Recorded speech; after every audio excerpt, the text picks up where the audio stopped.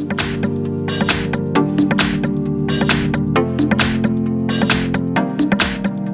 I have GIONEE P7 Max, and let me show you how to enter here the recovery mode on the following device. So at the very beginning, let's start by pressing the power key, choose power off, and wait until your device will be completely switched off.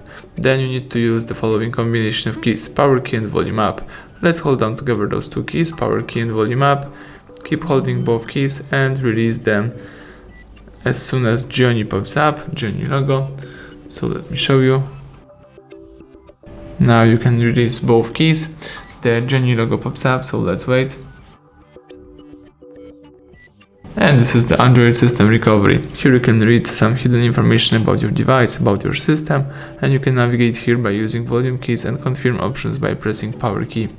Here you can reboot to bootloader, apply update from ADB, apply update from SD card, wipe data factory reset, wipe cache partition, backup user data, restore user data, check root integrity, mount system, or view recovery logs. If you would like to quit this mode, let's choose power off or reboot system now. Let me choose reboot system now, press power key to confirm it, and wait a couple of seconds.